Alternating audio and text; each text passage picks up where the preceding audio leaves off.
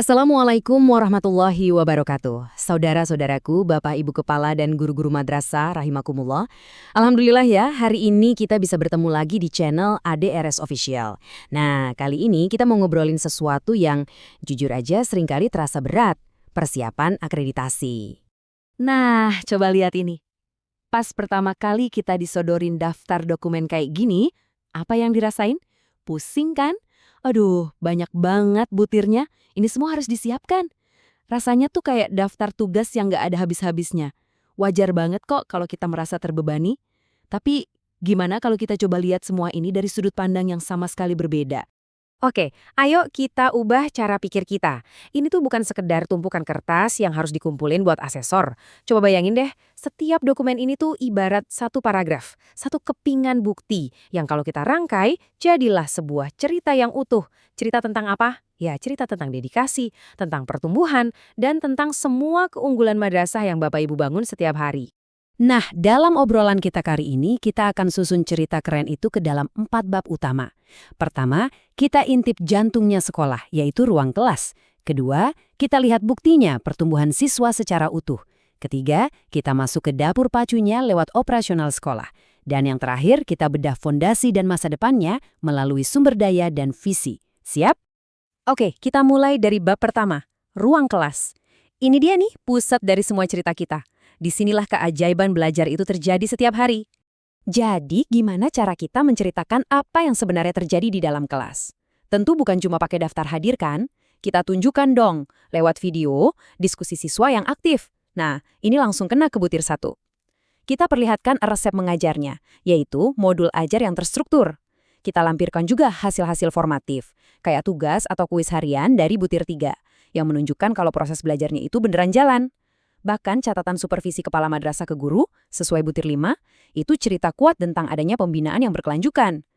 Intinya tuh ini Bapak Ibu, kita nggak cuma ngumpulin dokumen secara acak, kita harus bisa menunjukkan sebuah siklus yang hidup. Ada perencanaannya di modul ajar, ada eksekusinya di video pembelajaran, ada penilaian di hasil formatif, dan ada perbaikan lewat umpan balik, serta supervisi. Nah, kalau begini kan ceritanya jadi lengkap dan meyakinkan. Baik, sekarang kita lanjut ke bab 2. Cerita kita berkembang nih. Pendidikan itu kan bukan cuma soal angka di rapor ya, tapi soal membentuk manusia seutuhnya. Nah, ini pertanyaan yang dalam banget. Gimana caranya kita nunjukin ke asesor kalau siswa-siswi kita itu aman, berkarakter baik, merasa diterima, dan sehat mental maupun fisiknya? Jawabannya ada di dokumentasi program-program pendukung yang mungkin selama ini kita anggap, ya biasa aja. Coba deh lihat tabel ini. Ini bukti nyata kepedulian sekolah kita. Untuk anti perundungan di butir 12, kita nggak cuma bilang kami anti bullying, tapi kita tunjukkan SK tim pencegahannya, foto posternya, sampai video sosialisasinya. Untuk pembangunan karakter di butir 4, kita punya video pembiasaan sholat berjamaah atau kegiatan 5S.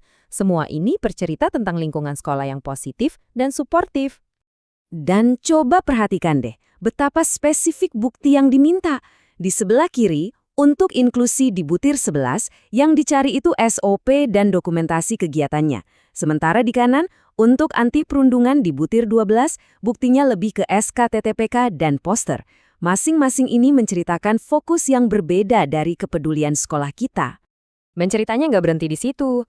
Kita juga perlu menunjukkan bagaimana kita membangun rasa tanggung jawab siswa, misalnya lewat kontrak belajar dari butir 2. Kita sorot juga kreativitas mereka melalui dokumentasi karya-karya inovatif siswa, ini sesuai dengan butir 15. Dan kita buktikan komitmen kita pada keberagaman lewat dokumentasi kegiatan MPLS seperti yang diminta di butir 10. Lengkap kan? Oke, cerita tentang kelas dan siswa udah kuat. Sekarang mari kita masuk ke bab 3, operasional sekolah. Ini adalah bagian yang menunjukkan kalau sekolah kita itu dijalankan dengan baik, rapi, dan profesional. Kalau Bapak Ibu perhatikan baik-baik dokumen untuk butir 6, 7, bahkan 9, pasti nemu satu pola yang sama. Dokumentasi rapat.